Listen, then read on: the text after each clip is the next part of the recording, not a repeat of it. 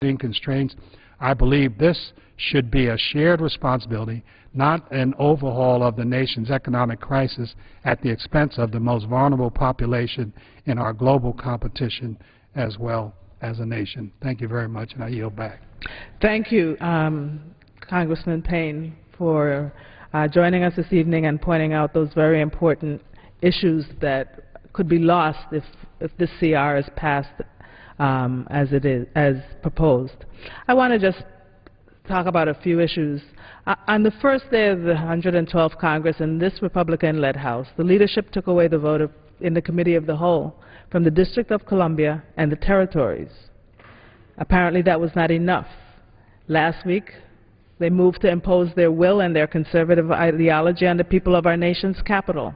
And now in the continuing resolution that's proposed, the assault continues because the Office of Insular Affairs, which would support our territories moving to more self-sufficiency, is slated to get a cut of almost $7 million. My district had a major flood disaster late last year. Something has not happened in recent or even distant memory. A beloved member of our community drowned, and many lost property and suffered damage to property. The proposed CR would cut funding for flood emergencies. I'm sure that places like Tennessee and New Orleans and other places that have had floods recently or potential flood areas of our nation would not want to have the flood disaster funding cut. My district also has the highest concentration of greenhouse gases per square mile, and we're fully dependent on diesel for our power. The cost of electricity in the Virgin Islands is crushing families, closing businesses, and hurting our elderly.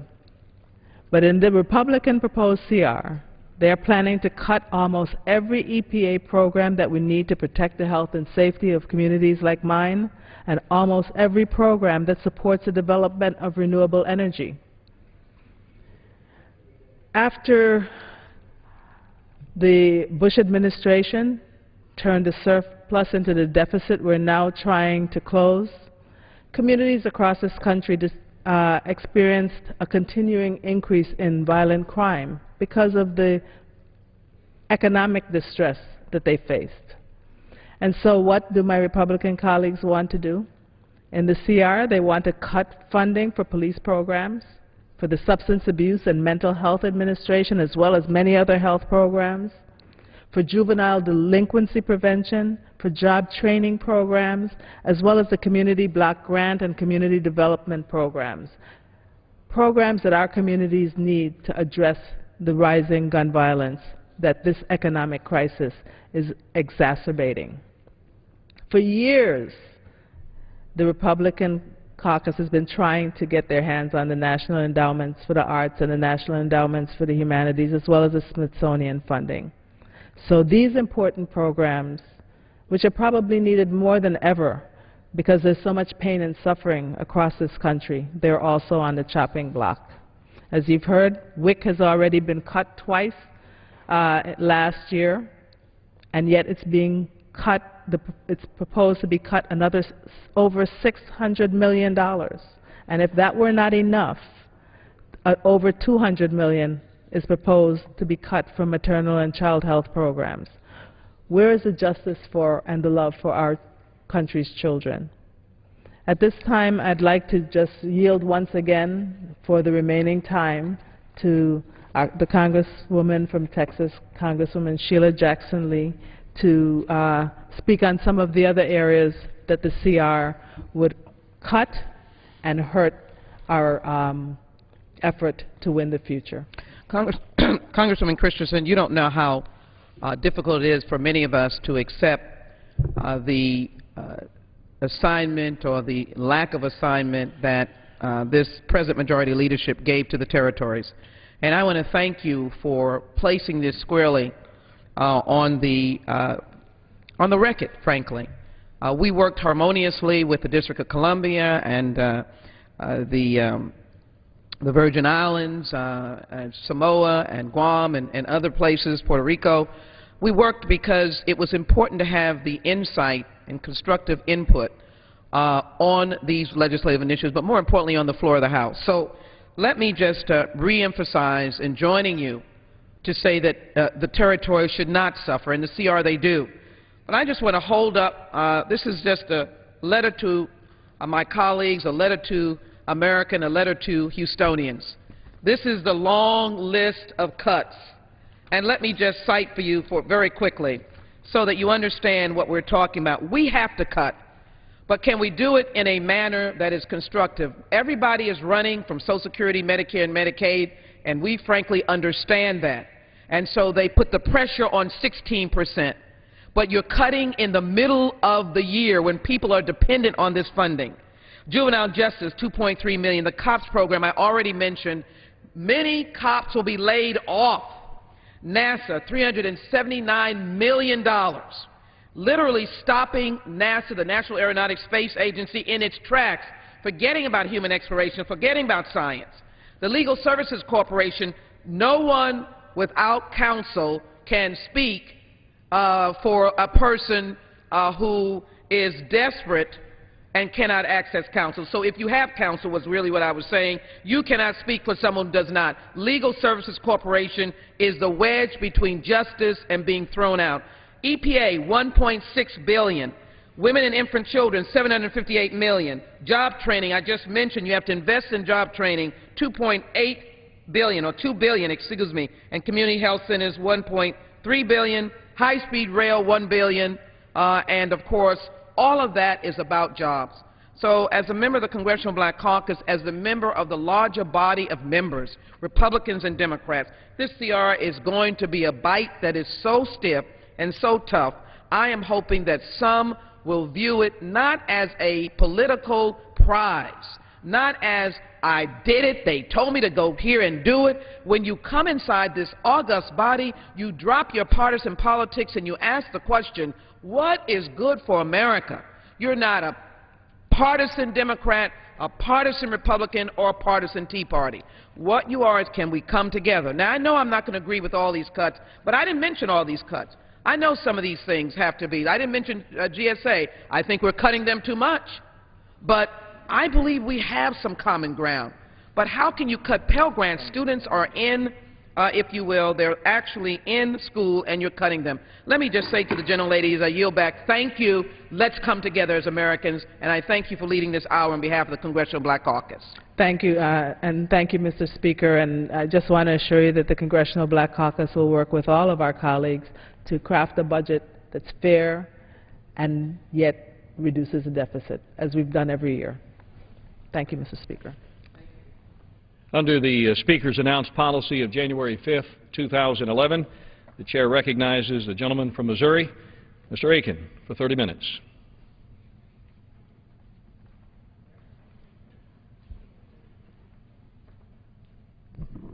Thank you, Mr. Speaker. It's a treat to be able to join my colleagues here this evening and to consider this great discussion and debate that is taking place over the past months, but particularly during this week as we approach the question about what are we going to do with funding the remainder of this year. There was, of course, no budget decided on last year, and so they do a thing called a continuing resolution.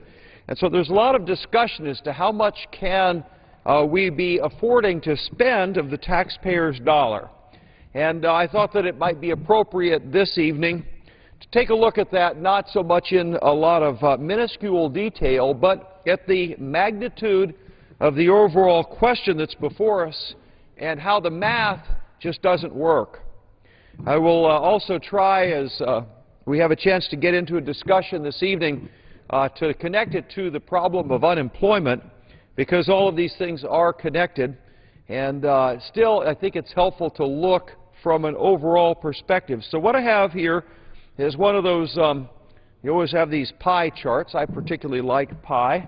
And this particular pie chart here shows some different areas of the federal budget. Now, this is the total of federal spending here, and the pieces of pie are roughly proportional.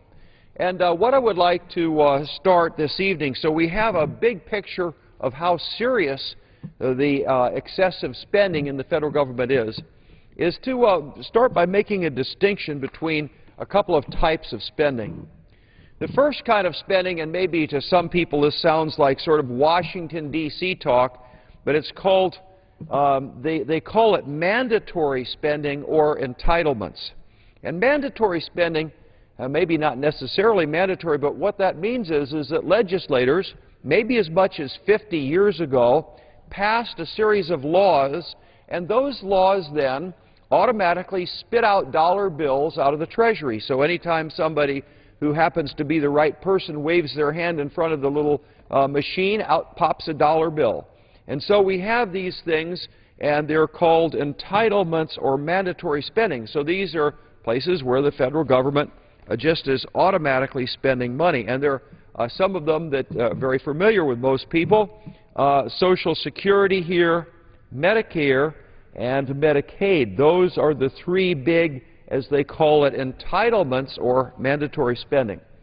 And there are other entitlements that are smaller, and that's in this category over here, the other, quote, mandatory spending. So these are not Medicare, Medicaid, Social Security, but they're the other mandatory.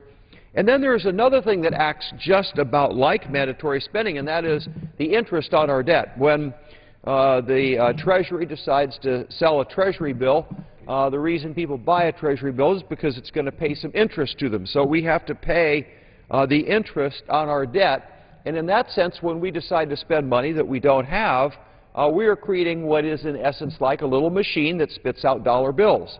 So let's say that you take all of this mandatory spending or entitlement spending and add it to the interest on the debt. How much does that add up to? Well, it adds up to about $2.3 trillion for this year.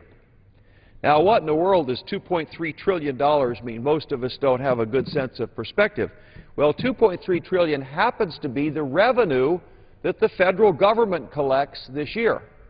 So in other words, what we're saying is if you take this purple and this aqua color and this gold color and light and dark blue here, you add this all together, this is equal to the revenue that comes in for the federal government. Well, what then does that leave out? Well, it leaves out these other two pieces of pie. One is defense, and one is non-defense. They're called discretionary because each year we decide how much money you're going to spend in those categories. So in other words, what we're saying, and I think this is really chilling, it sounds maybe a little boring to explain it, but just think about this a little bit. The entitlements and the debt service equals our revenue. That means if we want to balance a budget this year, what we'd have to do would be to get rid of all of defense. Not one soldier, not one plane, not one tank, not one ship, nothing. There'd be nothing in defense and nothing in the non-defense discretionary. No Department of Energy, no Department of Commerce, no Department of Education. There would be no park services. There would be no prisons. There would be the Homeland Security. So there's all kinds of things that the federal government does that we fund every year, which would be gone. So there'd be no defense and no non-defense discretionary. Well, the country wouldn't survive very well under those conditions. So that's the problem. These entitlements have grown so much that they've eaten up the whole budget. And so now this week we're going to be debating how we're going to cut this non-defense discretionary, cutting a little bit from defense, but mostly non-defense discretionary. And we're talking about $100 billion. Is that a lot of money? Sure, it's a lot of money. Is it a lot of money compared to the fact that we're about $1.3 trillion or $1.5 trillion over? Not so much then when you compare $100 billion to about $1.5 trillion. I'm joined tonight by a good friend of mine from Arizona, freshman congressman, Paul Gosar. Let me get that pronunciation right. Let me go ahead and correct me, please. I yield to you, my friend. My good friend from Missouri, it's Gosar. Gosar. Yes. Gosar. And we had a chance to talk about this a little bit last week, and I just invite you to jump in because what I hope that people are starting to understand here that we have got a big financial problem down here. Our entitlements and debt service is equal to how much revenue we take in, and that's assuming you have zero for defense and zero for this other non-discretionary. That means there's no money to run the government with. That's a fairly significant problem. Let's talk about it, my friend. Well, you're right. My good friend from Missouri, thanks for yielding. It is, and then when we start to look at it in the CR, when we're talking about making cuts, we can't legislate from CR. What we have to do is we have to just make the plain cuts. And that's why in the budgetary process, that's the second step in which we're going to have to address the entitlements, is looking at how we legislate, directing, redirecting, and making cuts. So I think that's an important thing that the American people need to share. So in other words, I think your point is, Paul, that in our debate this week, first of all, almost all of the discussion is centered right over in this, looks like Campbell's tomato soup on my chart here, right? It's in this section. It is. And it's ignoring all of this, which is equal to the entire revenue of the federal government. So you could see that you could cut this to zero, and you still aren't going to fix the problem. On the other hand, it doesn't mean we shouldn't be looking for savings and cutting everything we can.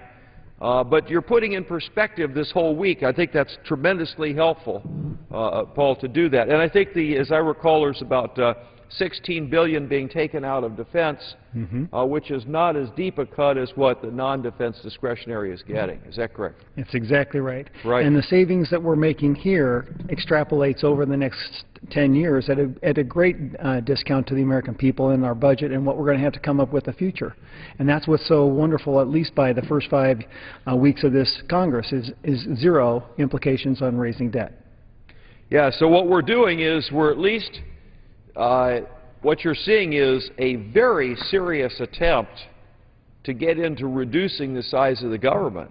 And, I mean, we're stepping on all kinds of political toes just saying, hey, it may be a nice program, but we're in trouble.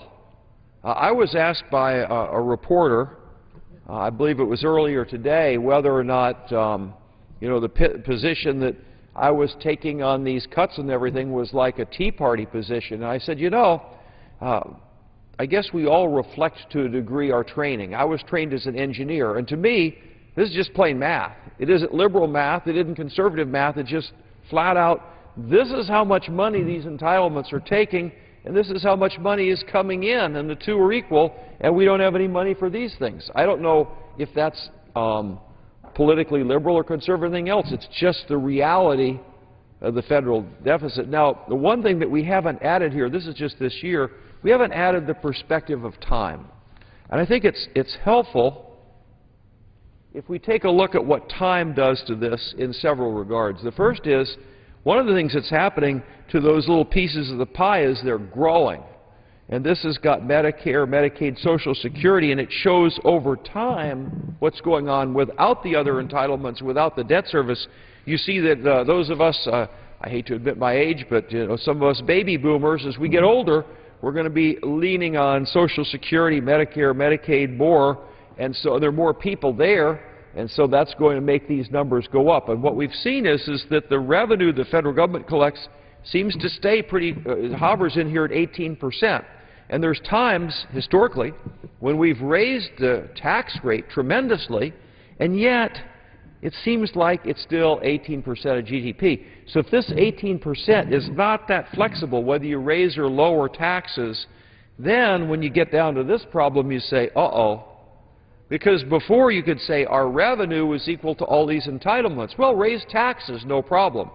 Yes, there is a problem, because as you raise it, you won't collect any more money. You crash the economy, and the entitlements are still growing. So over time, these entitlements are growing. So this picture here, as scary as it is not as scary as it really is, because it doesn't take into effect that the entitlement pieces are growing rapidly. Here's the other piece from a time point of view, and that is this red line is the growth of entitlements. This is 1965, and we're going over here to 2010, and you notice the entitlements are 2.5% in 1965. This is just Medicare, Medicaid, and Social Security gets up to 9.9%. But it really is actually, when you add the other entitlements and debt service, you're getting up closer to 18%.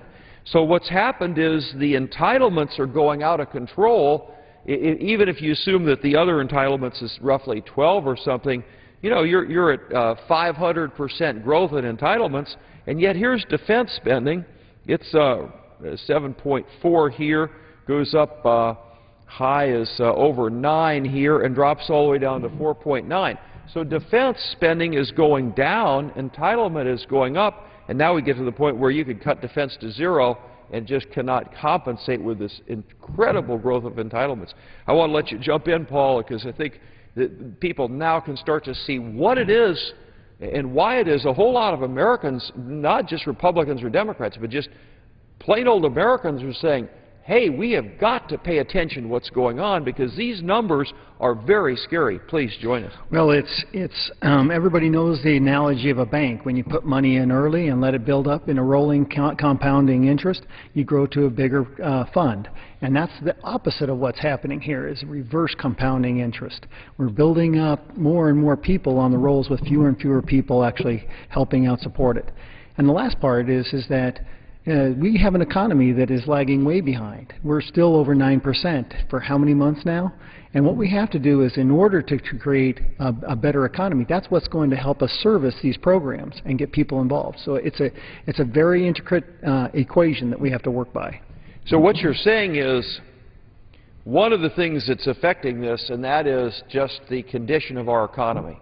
And I was planning to get into this a little bit with you because when we started, I wanted to talk and work in the problem of unemployment. And how do we deal with the level of unemployment in our economy today? We've got the government saying it's 9-point-something% unemployment. And that's an optimistic number because if you've been unemployed more than a year, they drop your name off the list. You may still be looking for a job. So the real level of unemployment, people are saying, is well beyond 10%. So one of the ways you can, I guess this may be a backwards way of looking at it, what are the things that are creating that unemployment? And I went to, believe it or not, to a main street in my district. And I got a whole bunch of businesses there, and I said, now, what is it that's causing this unemployment? And asked all these different people. And I was encouraged because they told me the very same things that my common sense told me and everybody else was saying. Anybody who's run a business knows what makes the unemployment. The first thing is they have, when you start taxing the owners of small businesses heavily, they can't put money back into their business because they're busy paying taxes. I believe, gentlemen, is it true that you were a doctor? Mm-hmm. And did you have a clinic of your own? Yes, I did. And so if you got taxed a whole lot, are you going to put money into new equipment and expanding your clinic, or is it going to have to go to pay your taxes? It's absolutely not. And you're not going to hire somebody when you don't know the economic rules. And we have beseeched the American people with a set of rules that have a lot of uncertainty to them. Now you're getting to the second point. You're already ahead of me. The first point is, if you want to kill jobs, take the money away from the owners of small businesses.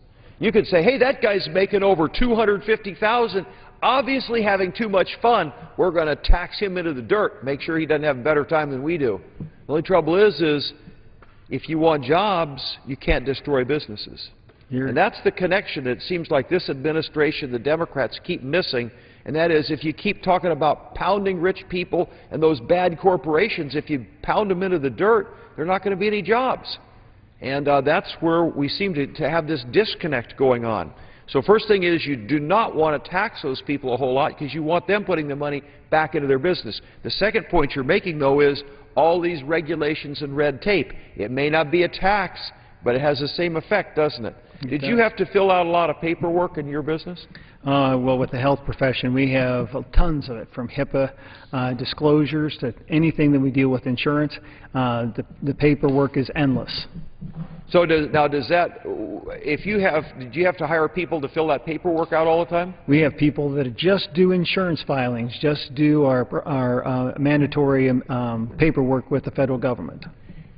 So, in a way, it's creating a job for people to deal with government red tape, but it doesn't really create any wealth, does it? No, and there's not a service to be provided. It's actually servicing the public interest within the federal government. So, in effect, what it's doing to the economy is the government is making you less efficient as a business, And that red tape then adds to your cost of doing business, which then tends to dry up jobs. It's exactly right. Particularly in manufacturing. If you do that too much in manufacturing, it makes it so expensive to make something in this country. The guy who owns a business says, hey, I've got an idea. I'll take this machine that makes good product and I'll send it to a foreign country where they don't have all that silly red tape and they don't have all those taxes, and I'll make the product over there. And so the jobs just disappear from us because of taxes and red tape. Now there's another one that the people on Main Street in St. Charles talked about too, and that is a little bit less tangible. It's the sense of unknown. It's the sense of fear because the government's doing one dumb thing after the next, and they're afraid to make a decision because of the instability. The economy is down, it's hard to get loans, and they're not sure what we're going to do. For instance, the big health care bill was pending, and so what are you going to do? Well, because you don't know the environment, you tend not to make a decision. Don't take risks, because it's a very tumultuous type of time. There's too much of a storm brewing, and you don't want to be out too far from shore when there's a big storm brewing up. And so people hunker down, and they don't hire people. And so that's another thing. And we're doing all those things wrong. Even now we're doing those things wrong, and we wonder, why do we have unemployment? And, of course, the big one is government spending. And boy, are we doing that. You've got these entitlements that are out of control, and who's going to pay this tab? And so you put all of these things together and you have almost a perfect storm on business, and people wonder, gosh, why do we have over 10% unemployment? Well, it's because we're doing all the things to create unemployment. Please jump in, Paul, about the federal government's also made winners and losers, and so we don't know in the small-town USA whether we're one of the winners and losers. Oh, you're going to do the bailout drill, yeah. Yeah. Oh, well, we're going to bail this one out, but that one you don't get bailed out, you know. And then our rule is that something went wrong, and when it's bureaucrats asleep at the wheel, what we do is pass more regulations so that the small banks that we have in our communities can't lend. They're the ones who get audited 5 times in less than a year. What about the same application to the big banks? Where is that equal aspect to the law? Paul, I don't believe it. It's just like I'm stepping back in time to that Main Street in St. Charles, because you're bringing up that 5th point that they always talked about. It's sort of an ironic thing because, you know, you've got Bernanke at the federal level, the chairman, is creating all this liquidity. He's doing QE2, which sounds like a science fiction movie, and I think it may be science fiction economics. But anyway, he's creating all this money. They used to call it printing money, but he's created a whole lot of money at the top, and yet somehow or other the funnel got pinched off and the money's not coming down to Main Street. And part of the reason it's not is because all of these regulators are all over the bank second-guessing the loan. So if the businessman isn't fearful enough as it is, and if he does actually want to get a loan, he's finding that the banker is being awfully tough and offering, I think they're typically 5 or 7-year loans. Is that right, gentlemen? It can be, yes. Yeah. Is that what you're talking about, that basically the banking regulators, the federal regulators are kind of looking over the shoulder of the small banks all the time? Well, what it is give you an example from right in our own district, is that we have a small bank that has 39% in liquidity versus loans out. 39% liquidity, isn't that very, very high? Very, very high. It's above the norm of what would be 8 to 10%. And yet, they gave out 2 loans in December, but yet have already had 3 audits in the fiscal year 2010 and have 2 more scheduled in the first quarter. Tell me where that aspect is and how that actually works. And especially when we have one bureaucrat disagreeing with another bureaucrat that this audit wasn't planted for another audit. That's the disruption, and that's the fleecing of America. Well, now, the question is, if the banker is a businessman and he's taking risks, and he wants to make a loan, and when he makes a loan, he gets some interest. And as long as the loan's good, then he makes money that way as a banker. Now, if he wants to do that, why do we have a bureaucrat looking over his shoulder all the time? Particularly as long as he's got a sufficient amount of liquidity to cover, you know, potential losses. Why is it that the regulators are deciding to regulate every aspect of our free enterprise? Well, it's actually the crux and the problem with our economy at this point in time. we actually disrupted. We had a government that disrupted the understanding of the way the risk was looked at. And we said, no, we don't need the following thing, particularly in the housing industry. We actually saw bureaucrats saying, no, we don't need this application of risk. We can undermine it a little bit worse. And what we got is no skin in the game, no application, no money down. And what we had is a failure along Fannie Mae and Freddie Mac. Well, you know, you get into this whole thing, and if you looked at what we have talked about tonight, you'd kind of start tearing your hair out and wanting to go buy some real estate on a desert island somewhere to get away from this huge problem. But, you know, there are solutions to this. But you have to realize where the solutions are. The first thing is you have to realize that we're not going to deal with the economic problems of our country until we can reduce the rate and the number of entitlements we've got. Now, somebody could object and say, wait just a minute, Congressman Aiken, because couldn't you deal with these entitlements if you just got your taxes up higher? If you could get these taxes here that are running 18%, if we could double that, why don't we make it a 40% tax rate? Oh, then it'd take care of this at least for a while, let the entitlements grow and tax everybody at 40%. The problem is it doesn't work. And I think that's something that we ought to warn people about here. There's something here, this is sometimes now known as the Laffer curve, and what I have shown here is the top marginal income tax rate. Now, that doesn't mean that in 1960 everybody was paying 90% taxes. These are the most well-to-do people. But this is what happened to the top tax bracket over time.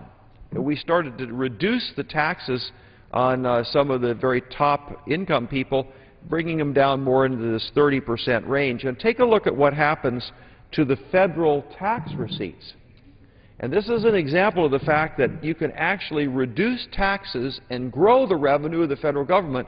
And the reason that works is just what you were talking about, Paul. You have because you're a businessman, you understand this stuff, and that is what's happening is when a small businessman can invest in his own business, he creates jobs. When those jobs, people are paying taxes. That means more revenue for the government. So when you get the economy going, we take in much more revenue.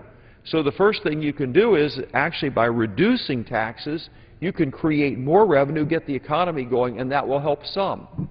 But it's not enough to deal with this entitlement problem.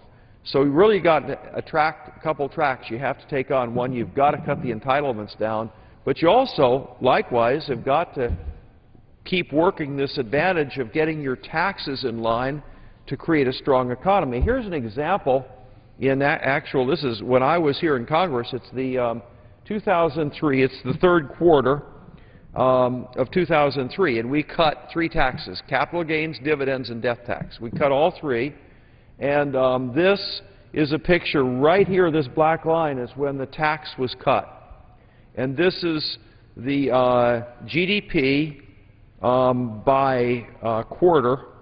Let's see, here's it by half. Anyway, these are the GDPs from 2001 to 2003.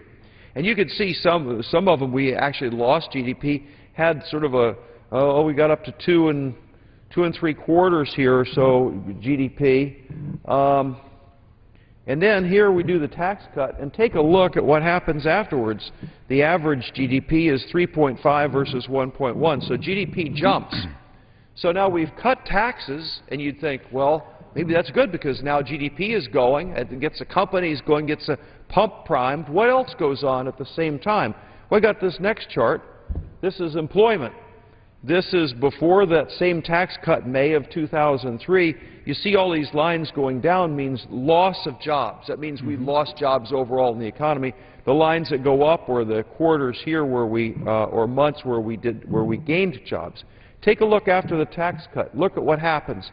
You get a whole lot more jobs being created. So if you've got better GDP, more jobs being created, you know what the final chart is going to show, and that is quite simply that by cutting taxes, we actually grew the federal revenues. And that's a good thing to be able to grow. It was down here at 1.7 trillion, jumped up to 2.5 trillion just by cutting taxes. I have, Paul, we've been joined by another distinguished colleague. Are you going to join us? Oh, come on.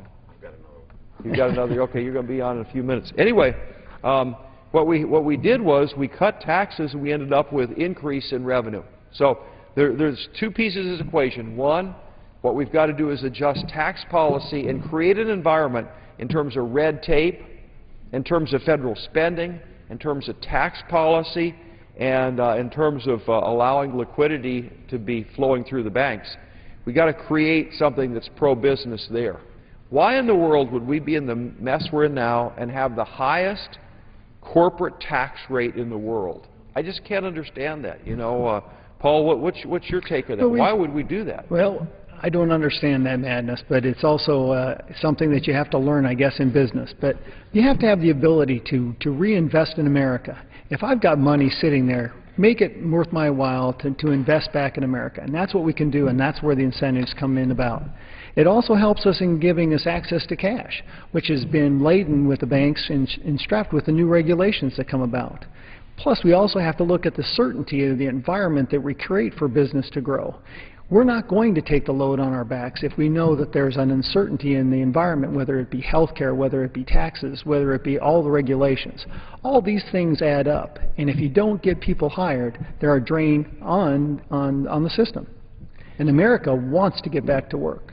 Yeah, I think you're right. And, you know, I think, in a way, the cuts that we're going to be talking about today, I mean this week, while they're not going to fix the overall problem of the fact that entitlements are out of control, I think that there are some things that they will do. And I think that what they'll do is to maybe deal with some of that red tape, because if you cut some of these agencies that are producing all that load of bureaucracy and red tape and all kinds of extra overhead, as you start to reduce that, it's like taking weight off of a runner. They're going to run faster. The economy will run better.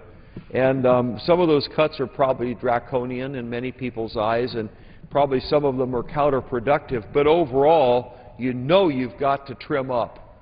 And so that's what we're going to talk about doing. So we're going to be kind of working it from both ways. We're going to have to cut the federal spending, but we're also going to have to create an overall policy in terms of policies, that is red tape, limit the amount of red tape, and the tax cuts to basically create a pro-business environment. When you do that, the revenue is going to grow, the size of the government's going to shrink, and you'll start to see the ship come back to normal, and America will start moving forward again. Well, and it's like a parent. What we have to do is also work with our children, which you can kind of make the analogy of federal government versus state government, is empowering and giving an environment for them to succeed. Me as a business owner, what we always want to try to do is make sure that we put an employee in the best environment with the right tools, with the right education, and then they can succeed. And when they succeed, they make me a better business owner and much better at what I do.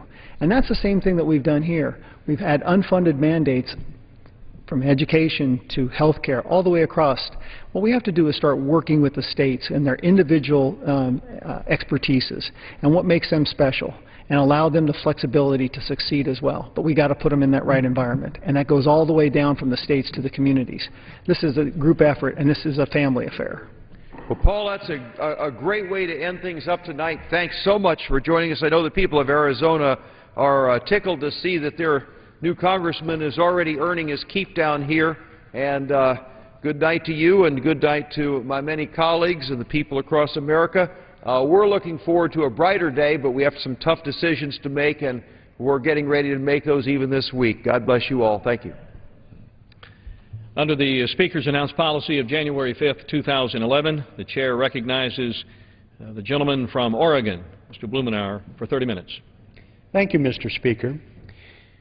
I would ask unanimous consent that all members may have 5 legislative days in which to revise and extend their remarks and include extraneous material thereto on the subject of my special order. Without objection.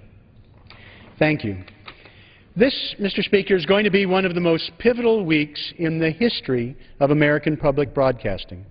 As early as tomorrow, we will be voting on a continuing resolution that would call for the elimination of all federal government support for public broadcasting.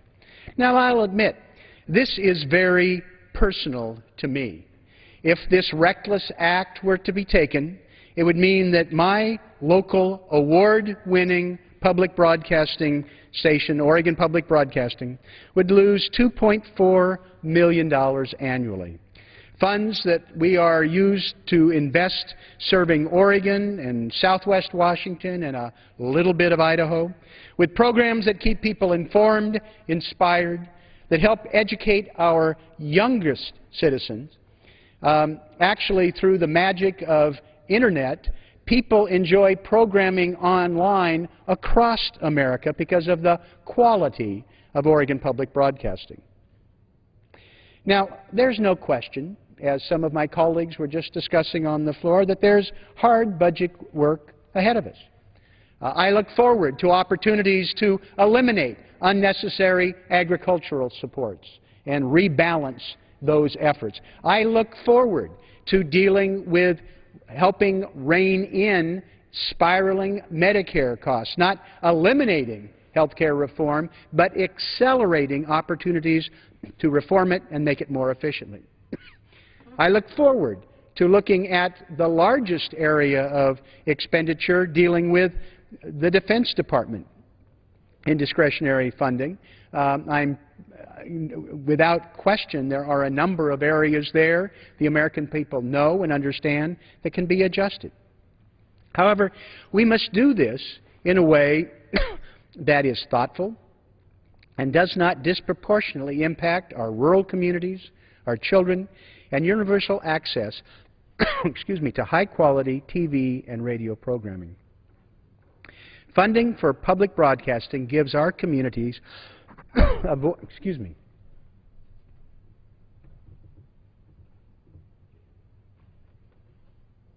just getting all choked up at the prospect of this, losing that funding that gives our communities a voice by covering local news cannot, and commercial radio and TV stations do not provide. Today's media is rarely locally owned. Huge corporations send managers to deal with papers and radio programs. Public broadcasting is the only locally owned and managed media in America. I am joined this evening by a couple of my colleagues, and I look forward to engaging in this conversation with them. I note, if I could start with my colleague from Kentucky, Congressman Chandler, a champion of public broadcasting, as well as a very fiscally conservative member of Congress. Welcome this evening, and look forward to your thoughts and observations. Well, it's good to be here with you tonight. It's a tremendous opportunity to talk about something that's also very important to me.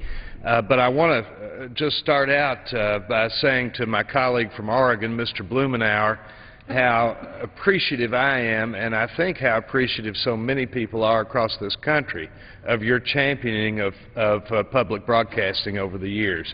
You've been an incredible champion of that effort, and I just think it's marvelous because of what public broadcasting means to all of us. As you mentioned earlier, we heard some of our Republican colleagues talking earlier about some of the budget efforts that were going to be made, and I must say, we do need to have that discussion here in Washington. There's no question about it. It's a discussion that our President is now engaging in, and the Congress is going to be engaging in the next little bit about what programs we can cut. And there's no question that there are some that need to be cut. We certainly need to get our fiscal house in order in this country. But zeroing out funding for one of the most successful public-private partnerships responsible for 21,000 good American jobs isn't the thing to do. In these tough economic times, more than ever, we need to support American jobs and invest in our people. And cutting funding for public broadcasting does neither. Until now, public broadcasting has enjoyed strong bipartisan support. In fact, in my home state of Kentucky, and by the way, I've heard the gentleman from Oregon talk very much about the success that his public broadcasting system has had. I must say, ours in Kentucky has done rather well also. Indeed. And it's something that we're very, very proud of. But in my home state of Kentucky, a Republican governor actually provided Kentucky Educational Television, or KET, with its first operating budget in 1968, helping KET hit the airwaves, and it's now being very ably run by the daughter of one of my Republican predecessors in this office, Shay Hopkins. This station has touched countless people throughout the years, and today it is used by more than 1 million Kentuckians each week in a state of only around 4 million. So that's a pretty significant number. And you can see how important it is to our state. But completely cutting all Corporation for Public Broadcasting funding will make KET cut at least 31 full-time jobs and 20 part-time jobs. These cuts would be on top of the 24% workforce reduction that KET has already endured in the past 3 years. KET has said that this loss of staff could hinder their ability dramatically to serve our Commonwealth. And our public radio, just like public radio all across the country, will certainly be affected. How many people across our great nation wake up to NPR and Morning Edition and drive home to All Things Considered? It's a very, very important part of life, I know, in my home state. We have stations like WEKU in Richmond, Kentucky, and WKY in Lexington that touch all parts of Kentucky, including very rural parts of our Commonwealth. WEKU radio out of Richmond has been serving Kentucky since the 1930s, and they've already gone down 30% recently, and this, of course, again, would force more layoffs. Public broadcasting is uniquely American and should stay that way for future generations. My 3 children grew up watching Sesame Street just like I did when I was a kid, and countless others receive basic skills and workplace education, and some even receive help with college credit courses through KET. WEKU and WKY provide local programming and local news that can't be found elsewhere. So please, please join me today in support of public broadcasting. These stations are too important, and we just simply cannot let them go away. Thank you. I appreciate your eloquence, Congressman Chandler, your long-standing support for public broadcasting, helping us have a constructive dialogue here in Congress to make it better. Well, another thing that it does, of course, if I may, it increases the civility of our discourse in a time when so many stations are sensationalizing the news. There's one place that we can be sure that we can get a civil dialogue on both sides of the story, and that's public broadcasting. So thank you so much for all you do. And before I turn to my good friend from California, Congressman Farr, I just want to follow up on one element that you made, because this is vital infrastructure that connects Americans, particularly in rural and small-town America. People who otherwise would not have access. There's always going to be public broadcasting in New York or Washington, D.C., San Francisco, but it's rural and small-town America that is going to pay the price if we lose the support for this infrastructure. Again, being very parochial, but it's not uncommon for what happens in the Midwest, in Kansas, in Texas. In rural Oregon, it costs 11 times what to extend a signal to remote Burns, Oregon, and eastern Oregon than to deal in the metropolitan area. So these 1,300 independently owned and operated public broadcasting stations are going to be severely crippled in terms of their ability to meet the needs of rural and small-town America. And I'm going to speak in a few moments about some of the unique programming. But the point is that the signal itself depends on the type of subsidy we're talking about here. And now, if I may, turn to my colleague, who has been a supporter of public broadcasting back in the day when he was a local official and dealing in the California legislature, Congressman Sam Farr. Well, thank you very much. Thank you for inviting me. This is a very important discussion, and I wish we could do it really in an open debate where we could have a debate on this, because I don't think that there's a person in this country that doesn't realize how necessary it is to keep our electorate well informed.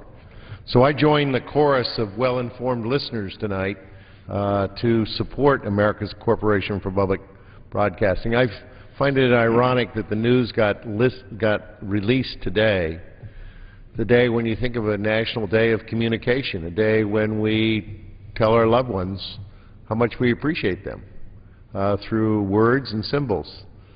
And here we are attacking the very essence of America's foundation for information that is not commercial information, that is not paid for to get it, and have to have ratings in order to get people to purchase the commercials. It's a sad day that Valentine's Day is used today to destroy something we love so much. It's mean news to hear some of my Republican colleagues who want to cut almost $500 million out of the Corporation for Public Broadcasting on a time when the world has been dedicated to watching what's going on in the Middle East and Egypt, which is essentially the essence of communication, the essence of technology, but also the freedom of technology. And in America, we don't own like BBC and Canadian broadcasting, where the government owns the stations. We allow nonprofit entities to do the broadcasting, both on television, as you indicated, Mr. Chandler, and all of our, I don't think you can raise children in this country without appreciating the value of what's learned, the lessons learned by programs such as Sesame Street and others. But to think that you can just cut this out as a value to a greater debate of balancing the federal budget by eliminating this is nuts. This is what I always call the persons who know the price of everything, but the absolute value of nothing. Because cutting this is, you can come up with a price tag, but the value you lose to the American public. You know, I wake up, here we are in Congress, and we're obviously, we need all the news we can get. I don't know a member of Congress who doesn't wake up listening to NPR radio. Of all the choices we have on both sides of the aisle to get unbiased news in the morning before we come to work, and I know it because when you're on it, people comment it the minute you get here. They hear you on NPR, everybody says, I heard you this morning when I was getting ready to come to work. This is not just done by members of Congress, this is done by everybody in the United States. And what Congressman Blumenauer talked about is that the rural parts of America would never have this program. You never have access to this information. If you want to destroy rural America, then destroy their access to information. Because then the only thing the young population will do is have to move out in order to keep up. So we have to make sure that these nonsensical cuts, which have dramatic and negative impacts, are not made to this budget. Let's sustain the budget to keep Americans well informed and ensure that future generations of the richness of public broadcasting. Let us give back our hearts and minds to the American public by maintaining PBS. Thank you, Congressman, for your eloquent statement, your support, and your being with us here this evening is very important. And I think your point about how we start the day, how many of us were relying on public broadcasting for up-to-the-minute results of what was going on in Egypt, at a time when the large corporate news organizations are cutting back their foreign coverage because of the dedication of hundreds of thousands of sponsors, voluntary contributors. Public broadcasting has expanded its international coverage. extraordinarily so. But before I turn to my good friend from New York, I would just make one reference, however. Although the international is certainly critical, it's very important for us here in Congress, one of the things that I think is so essential to zero in on is the local programming for rural and small-town America. Lakeland Public Broadcasting in Bemidji, Minnesota, the only broadcaster for much of their service territory. In Colorado, KBNF is increasingly the point source of news and public affairs programming, emergency preparedness alert, as the print media continues to shrink and corporations kind of move in and automate small radio markets. I mean, I could go on through the list. I won't, because I do want to provide time, but there is special coverage in the upper Midwest, in the Northwest, in the mountain states that is tailored to hard-to-serve areas that no commercial station is willing to invest in this type of quality. And to turn our backs on it is one of the most reckless things that can be done. And frankly, it's a terrible optic for my Republican friends in their first weeks in power turn their backs on 170 million Americans who enjoy and rely on it every month. In fact, if you look at the survey research about what people want to protect, they want to protect our strength and defense. Number 2 is public broadcasting, and yet this is on the chopping block. With that, may I turn to my good friend from upstate New York, Mr. Owens? Thank you very much. I appreciate your leadership on this. When you talk about rural, I represent rural. 14,000 square miles makes up my district, 1,000 miles around the perimeter. I live in a very rural place, and public broadcasting is extraordinarily important to each and every one of my constituents. I have to do a bit of a disclaimer first. My wife works for our local television station. She's the education director. I volunteered at the station for 3.5 years, and I was the host of a television program, and I was also the lawyer for that station for about 25 years. So this is a real family affair for me. I'm most disturbed because I see what's going on in this situation as really a slash-and-burn tactic that is primarily focused on public broadcasting. It is an attempt to take the continuing resolution and make it into a piece of ideology. That's not what our constituents are asking of us. They want us to make an economic decision and do an economic analysis of where we are and where we're going. I think it's extraordinarily important that we focus on the economics of the debt and the deficit and not on ideology. We have an opportunity to act rationally and in a bipartisan fashion. As we did in the last lame duck session of Congress, our friends and neighbors at home demand no less. I can agree to cut $100 billion, which is actually about 3% of this year's budget, if we do it by sharing the pain. Let me tell you a little bit about public broadcasting. My children grew up with it. It is part of the education that my family experienced. My grandchildren are growing up with it. This is the best in family values and quality programming that you're going to see. If our colleagues on the other side of the aisle are concerned about the development of morals, integrity, and education, then public broadcasting is a place they should support, not kill. Just a few thoughts. My public television station provides essential services to that upstate rural community I talked about. It's aligned with their mission to inform, educate, involve, and entertain.